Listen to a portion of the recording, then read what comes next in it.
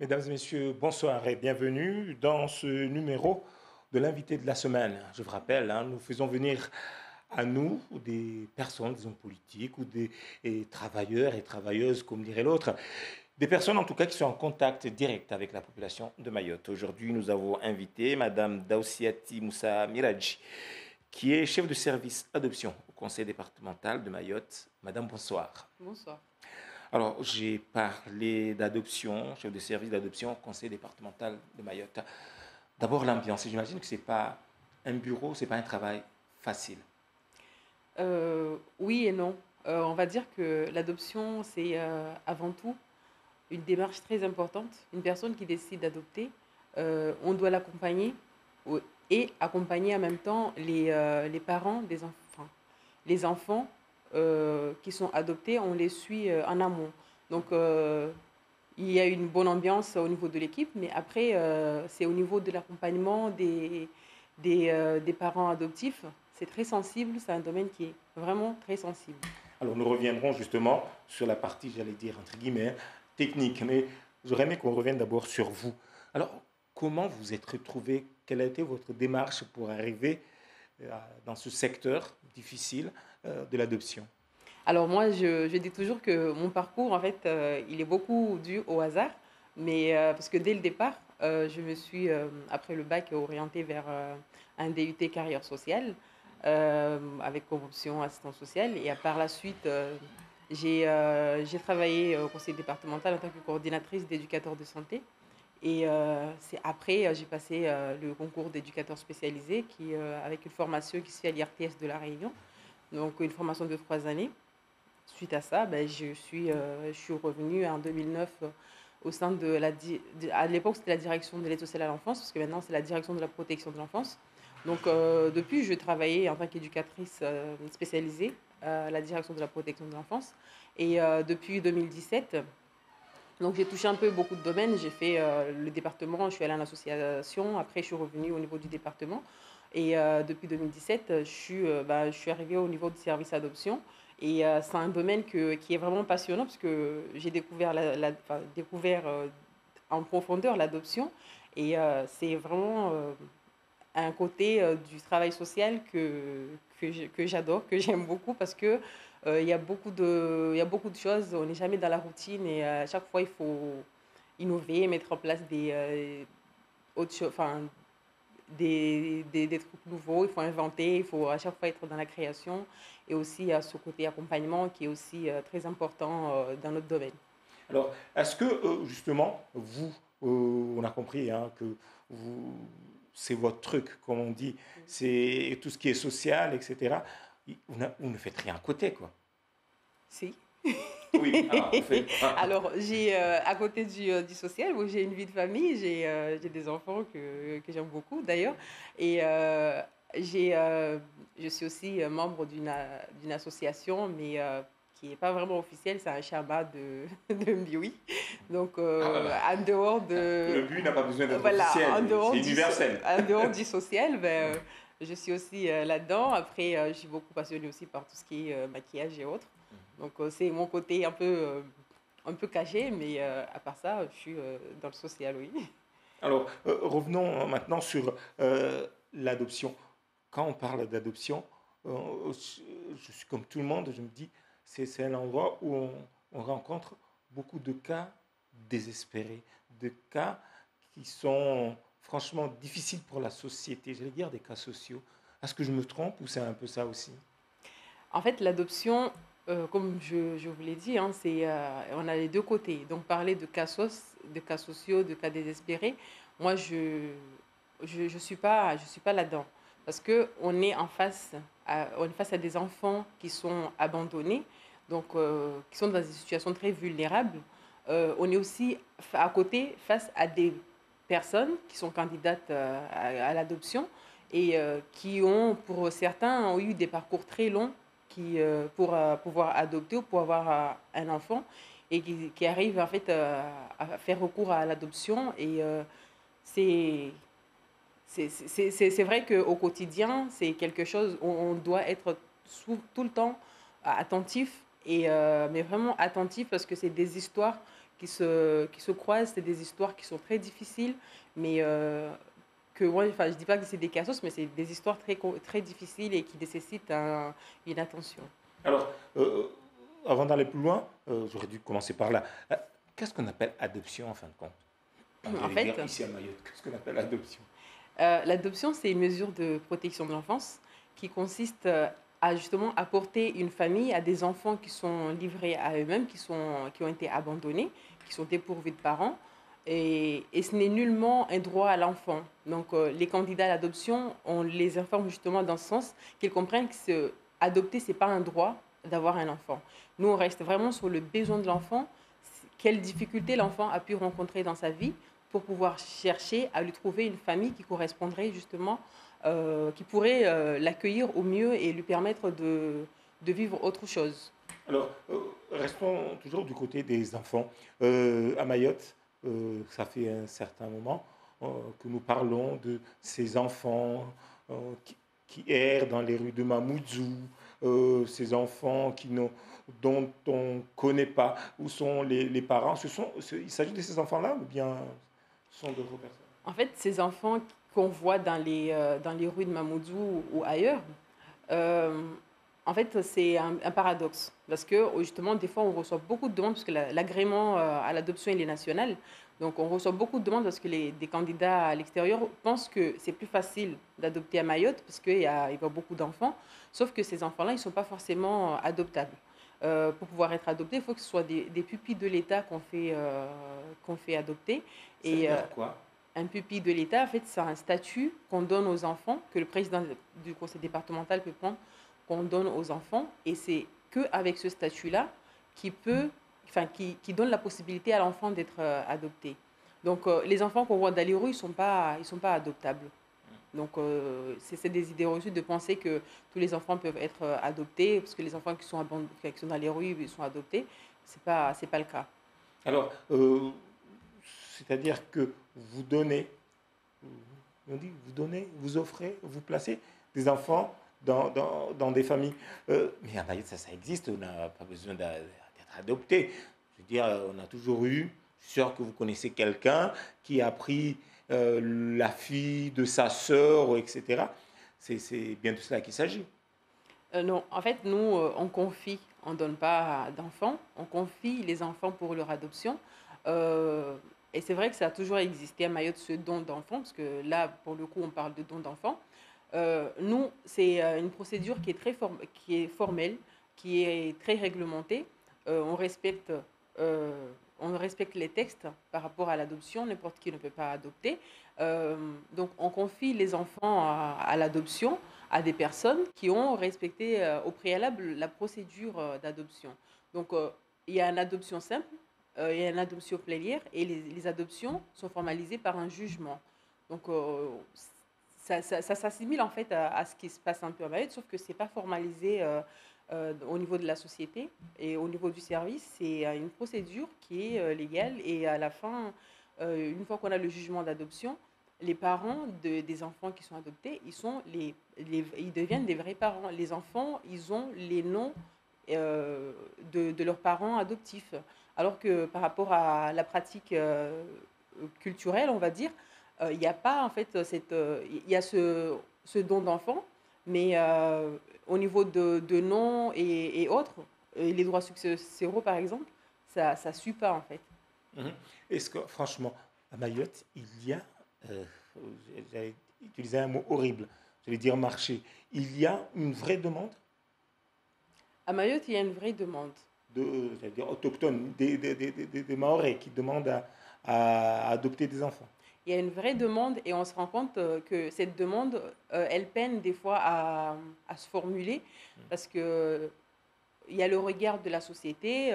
Souvent, au départ, les personnes, ils ont recours à des procédures médicaux, à des parcours très longs et très coûteux, qui font Enfin, que, quelquefois même pas médicaux. aussi, mais enfin, je ne sais pas. Ah non, non, Mais je dis rien, on va voir le fundi ou quelque chose comme ça, non, quoi. c'est dans le sens où, non, c'est pour ceux qui font les parcours de PMA, de procréation médicalement assistée. Mhm. Et des fois, c'est coûteux et c'est long, des traitements qui sont très lourds pour la santé. Donc, les personnes qui n'ont pas connaissance, en tout cas, il y en a qui ont connaissance, mais qui essayent, qui espèrent quand même avoir un enfant biologique, qui se retrouvent des années après à faire recours à l'adoption, euh, alors que normalement, dès le départ, si, il faut juste peut-être faire le deuil, quand on arrive à faire le deuil de l'enfant biologique suffisamment tôt, c'est plus facile aussi d'avoir recours à l'adoption. Mhm. Mais les demandes, il y en a beaucoup à Mayotte. Donc, il y a une demande, il y a un public, et vous, c'est-à-dire vous occupez de la rencontre. Oui. De la rencontre. Est-ce que on vient chez vous, après on ressort avec un enfant, avec un beau bébé, ou bien un garçon de quel âge, comment ça, ou une fille de quel âge d'ailleurs, comment ça se passe? Il y a des âges limites? Il n'y a pas d'âge limite. En fait, nous, dans le cadre de l'adoption, dans le cadre de l'agrément, on fait des évaluations. Donc, c'est dans le cadre de ces évaluations qu'on évalue le projet des candidats à l'adoption. Quel, Parce qu'on a tous, même pour un enfant biologique, on s'imagine, on se projette sur cet enfant. On s'imagine comment l'enfant il sera blanc, noir, ou on essaie même d'aller jusqu'au niveau de la couleur de la peau. On essaie d'imaginer comment sera notre enfant biologique. Donc pour l'enfant adoptif, nous, on essaie vraiment de voir quel enfant est attendu par la personne. On essaie dans ce cas aussi d'étudier les limites des candidats, de voir quels enfants ne peuvent-ils pas avoir. En sachant que l'agrément, il est valable 5 ans. Donc, on peut venir chez nous, faire la procédure. C'est une procédure qui est longue. Et se retrouver au bout de 5 ans à ne pas pouvoir adopter. Il y a des candidats qui vont jusqu'à la fin de leur agrément, qui n'ont pas adopté. Il y en a qui peuvent adopter peu de temps après leur agrément. Mais c'est vraiment, nous, on part du projet de l'enfant et on lui cherche des parents qui ont un projet qui sont un peu similaires. Et C'est-à-dire? on part toujours du projet de l'enfant. Un enfant qui est né, par exemple, on va dire prématurément, et si en face, on a des candidats qui sont en attente d'un enfant, mais qui se disent, nous, par rapport à notre projet, on ne se voit pas accueillir un enfant qui est né prématurément, parce que la prématurité peut avoir plusieurs conséquences, en fait, enfin, peut avoir des conséquences ou pas, en fait, dans le développement de l'enfant. Si on a un candidat qui dit, moi, par rapport à mon projet, ma limite, ce sera ça. Donc, nous, on va pas proposer le dossier de ce candidat pour l'adoption. Donc, c'est un enfant qui sera accueilli par un couple ou une personne pour qui est ouvert justement à l'accueil d'un enfant avec porteur de handicap ou d'autres difficultés. Donc, c'est vraiment, on essaie d'étudier le projet de l'enfant et le projet des candidats à l'adoption. Alors, revenons sur votre travail. Enfin, c'est pas un secret. Je vous ai vu tout à l'heure au téléphone. Non, c'est pas possible. On vous téléphone le soir pour essayer de planter des enfants. Ça se passe comment? Parce que là, j'étais impressionné. Excusez-moi de poser la question, d'amener la question jusqu'ici. Non, c'est dans le cadre de l'astreinte au niveau de notre direction. Donc, on doit être joignable H24 par les autres partenaires, justement. Donc, ça au peut niveau être du quelque chose service. d'urgent. Ça peut être urgent, on peut nous appeler. Sauf que là, c'est un peu à dissocier avec l'adoption. Mais au niveau de l'adoption, on peut nous appeler à tout moment aussi concernant les accouchements sous X. Donc, nous, on intervient aussi auprès des femmes qui souhaitent accoucher sous X et nous confier leur enfant pour son adoption. À Mayotte, il y a des jeunes femmes, des femmes qui viennent, qui accouchent sous X. À Mayotte, il y a des femmes qui accouchent sous X. Et vous les récupérez? On ne récupère pas, on accueille. En fait, on rencontre les parents, les mères, sont souvent des mères, qui souhaitent accoucher sous X. Donc, pour leur expliquer les textes, les droits auxquels ils ont par rapport à l'accouchement sous X, parce qu'ils ont aussi un droit, de prénommer leur enfant. Ils ont un droit de réflexion qui est de 2 mois. Donc, tout ça, on doit leur expliquer, parce que les textes, il y a beaucoup de choses, donc on prend le temps d'expliquer aux mères de naissance, comme on dit dans notre jargon. Donc, on explique aux mères de naissance. Il y a aussi, par rapport à l'enfant, qui a droit aussi de pouvoir accéder à ses origines. Donc, on explique aux parents cette importance pour l'enfant, parce que à la naissance, c'est un bébé, mais qui grandit et qui se pose aussi des questions sur d'où il vient. Donc, nous, on fait cette liaison avec les mères de naissance. Donc pour comprendre, pour leur expliquer et aussi comprendre les raisons qui les amènent à nous confier leur enfant pour l'adoption. Alors, vous êtes mahoraise, vous travaillez à Mayotte, vous connaissez, je ne vous apprends rien sur ce qu'est le poids de la tradition, Mhm. le poids de la culture, le poids de la religion. Comment est-ce qu'on vous accueille ou comment est-ce qu'on vous en parle, on vous parle de ce que vous faites? Bah, en fait, j'allais pas dire que je suis très discrète par rapport à ce que je fais, mais on est vraiment dans la discrétion, on est aussi soumis au secret professionnel. Donc, les femmes qu'on rencontre, elles nous accueillent plutôt bien. Après, d'une manière générale, au niveau de la société, c'est plutôt bien perçu parce que on est là pour nous, c'est pas nous qui abandonnons les enfants. Nous, on est là pour les accueillir, on est là pour les prendre en charge et faire en sorte qu'ils se développent et qu'ils grandissent dans de bonnes conditions. Donc, en quelque sorte, on fait rien de mal qui fait réfléchir au niveau de la société ou de la religion. Et c'est vrai qu'au niveau de la religion, l'adoption, c'est pas très, c'est un peu contradictoire parce que c'est pas, ça n'existe pas en fait l'adoption dans la religion. Mais au niveau légal, au niveau de le côté de la nationalité française, bah, l'adoption, elle est autorisée et on peut la pratiquer. Alors, tout à l'heure, au début, j'ai posé la question sur le développement de votre travail, sur la pratique, etc. Est-ce que c'est un métier c'est un métier qui, vous nous avez dit tout à l'heure, où il y a beaucoup à faire ici à Mayotte. C'est pour ça qu'on vous a vu aller, j'allais dire aller débaucher, aller en campagne à Métropole il y a quelques jours pour aller chercher des jeunes pour venir à Mayotte. Euh, En fait, dans le social, il y a beaucoup de choses. Il y a beaucoup de domaines. On parle du social d'une manière générale, c'est un mot générique. Mais quand on regarde même parmi les travailleurs sociaux, il y a plusieurs titres, il y a plusieurs formations qui ne sont pas du tout les mêmes. Donc, on est là, oui, justement, dans cette démarche-là d'informer la jeunesse, surtout parce qu'on veut aussi que la relève soit assurée. Donc, oui, on informe au niveau de la population, des possibilités, des opportunités qui existent aussi au niveau du département, au niveau de Mayotte en général, parce que le déplacement qu'on avait fait, on avait fait aussi avec l'association Blaisy et la direction de la PJJ. Donc, c'est vraiment pour montrer la diversité des métiers qu'il y a dans le social et aussi inciter les jeunes, ceux qui sont, en tout cas, qui ont une vocation pour le social, à se lancer, à ne pas hésiter parce qu'il y a beaucoup d'opportunités. Donc justement, toujours est-il donc que dans vos projections, vous dites que on aura besoin de travailleurs sociaux. Mm. Est-ce que ça ne veut pas dire que on fait un peu, on se dit, ça va aller mal? Alors, je pose ma question autrement. Est-ce que ce n'est pas faire l'impasse sur tout ce qui est économie ou bien autre chose pour se concentrer sur les cas compliqués? Alors, quand on regarde les chiffres de l'INSEE, on voit que la population, elle est à majorité jeune. Et aussi bien la jeunesse que les personnes âgées, ils ont besoin d'être accompagnés. Donc, les parents, ils ont besoin d'être accompagnés au niveau de la prise en charge de leurs enfants au quotidien. Donc, nous, on est là justement pour les accompagner. La société, on voit qu'il y a beaucoup de choses qui évoluent, il y a beaucoup de choses qui changent, qui font que les parents, des fois, ils n'arrivent pas trop à suivre le rythme des enfants. Il y en a qui viennent nous dire qu'ils sont dépassés par l'éducation de leurs enfants. Donc nous, on est là justement pour les soutenir. Donc nous, le social, c'est vraiment de 0 à 80.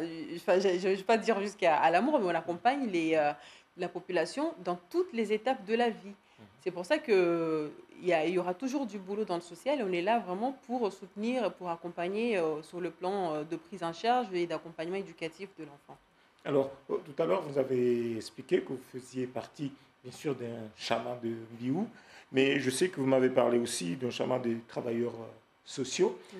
Est-ce que, quel est le poids, quelle est la place des associations dans le social? On a comme l'impression que, parce qu'à Mayotte aussi, c'est le pays des associations. Est-ce que votre travail s'appuie beaucoup sur les associations, notamment villageoises? Mhm. Bah, le constat est fait, hein. Nous, en fait, je suis aussi secrétaire de l'association des travailleurs sociaux de Mayotte. Donc, dans ce cadre-là, on se rend compte que nous, au niveau de nos formations, il y a beaucoup de choses qui sont déjà faites dans les autres départements qui existent. Et quand on arrive à Mayotte, on se rend compte qu'il y a un manquement, il y a des manques tels qui font que bah, c'est obligé qu'on fasse appel aussi à d'autres associations pour les sensibiliser aussi sur ce qui existe et ce qui devrait exister. Mhm. Donc, Pour rappel, juste l'association des travailleurs sociaux était aussi à l'initiative de la mise en place des CCAS dans les communes, par mhm. exemple. Donc c'est tout un réseau, quoi. Tout un réseau. Alors, je reviens aussi vers vous. Est-ce que les jeunes Mahorais ou Mahoraises que vous avez croisés à Métropole sont intéressés par le retour, par un retour à Mayotte? Il y en a qui sont intéressés, il y en a pour qui il y a forcément des retours. On a des retours positifs, mais on a aussi beaucoup de questionnements sur le comment ça se passe. Et il y en a aussi qui ont eu des mauvaises expériences, qui ont exprimé Elle te fait peur, leur c'est ça? pas que Maël fait peur, mais qui ont exprimé leur mécontentement. Mais nous, on était là aussi dans le cadre de l'information pour leur expliquer justement des opportunités qui existent et aussi de leur possibilité de revenir sur le territoire, parce que le territoire, il ne va pas se construire sans nous, c'est à nous de le construire. Donc, on passe l'information dans ce sens-là pour que les jeunes, la jeunesse, ceux qui sont en tout cas intéressés, qu'ils sachent qu'il y a cette possibilité. Alors, il y a aussi d'autres questions qui se posent. Il y en a qui disent, oui, oui, mais à Mayotte, on ne sera pas bien payé, cette attractivité ne s'adresse pas à nous. Ce sont des remarques que vous avez eues là-bas? Il y a des remarques, mais après, au niveau du département, on sait il y a des grilles qui sont appliquées. En tout cas, dans le social, il y a des grilles qui sont appliquées. Donc, les grilles sont aussi bien appliquées à Mayotte que c'est les mêmes qu'à l'extérieur. Donc, on n'a pas trop eu ce genre de remarques. Alors, je vais parler du social d'une manière générale et du conseil départemental dans un domaine bien précis. À chaque fois qu'on parle de social, on débarque sur la politique et sur l'immigration clandestine. Mhm. Est-ce que vous avez un public plus important qui vient de l'immigration ou pas? Clandestine ou pas d'ailleurs, de Mhm. l'immigration tout court. Bah, nous, on intervient auprès de personnes vulnérables. Donc, parler de l'immigration clandestine en disant que c'est la majorité enfin, c'est notre public, c'est vraiment oublier qu'il y a des Mahorais qui sont en détresse. Et nous, on n'est pas là-dedans, on se dit, on intervient auprès de toute la population et on essaie vraiment d'intervenir auprès de la population qui est en demande. Et d'ailleurs, c'est ce qui fait qu'on a beaucoup de Mahorais qui sont en difficulté et qui ne viennent pas vers les services pour demander un soutien, alors que le conseil départemental investit. Elle investit au niveau des formations justement des travailleurs sociaux. Il investit beaucoup au niveau des services pour que nous, on puisse accompagner les Mahorais en difficulté. Mhm. Donc, vous êtes comme le personnel de la santé, vous ne demandez pas d'où vient la personne, etc. Vous soignez, vous accompagnez, ça s'arrête là. Nous, on accompagne la personne qui vient nous voir. Il nous reste à peu près 3 minutes. Qu'est-ce que vous diriez à un jeune ou à une jeune fille ou femme qui veut s'orienter dans votre métier, surtout de l'adoption? Est-ce que c'est un métier d'avenir ici à Mayotte? L'adoption? Hmm. L'adoption, oui, je vais dire, c'est un métier d'avenir. Je ne dirais pas que c'est un métier d'avenir ou pas, mais c'est quelque chose qui me passionne. Donc, je suis dans le social depuis 2005. Jamais je me suis dit que je me suis trompée de voie. Donc, on est toujours là à encourager justement ceux qui s'intéressent au social de venir et de voir parce que on a besoin de tout le monde. Le social, c'est pas qu'une personne, on peut pas faire du social tout seul. Donc, on a besoin de tout le monde, donc c'est pour ça qu'on est là. Et je vais juste rajouter quelque chose par rapport à l'adoption. Nous, comme on fait de l'adoption nationale et internationale, donc dans notre service, on accompagne aussi les candidats pour des adoptions à l'étranger. Donc, par rapport à ça, nous, là, la semaine du 26 novembre au 30 novembre, on a des rencontres territoriales au niveau du département. Euh, de la protection de l'enfance, donc ça sera avec d'autres départements d'outre-mer. On fait venir des partenaires extérieurs pour justement échanger avec nous au niveau des pratiques et autres. Donc on aura le plaisir d'accueillir l'Agence française pour l'adoption qui viendra pour rencontrer les candidats de Mayotte qui n'ont pas la possibilité justement de les avoir euh, facilement parce qu'ils sont sur Paris et on trouve que ceux de Mayotte, ils sont un peu désavantagés par rapport à ceux de l'Hexagone. Donc par rapport à ça, on est vraiment dans une démarche de... C'est le social, en tout cas, on est dedans et on essaie de développer tout ce qu'on peut développer pour la population et vraiment pour les accompagner dans les meilleures conditions. Merci beaucoup, Madame Daoussati Moussa Miradj. Vous êtes donc chef du service adoption au conseil départemental de Mayotte. Merci beaucoup. Merci à vous. Bonne soirée à vous.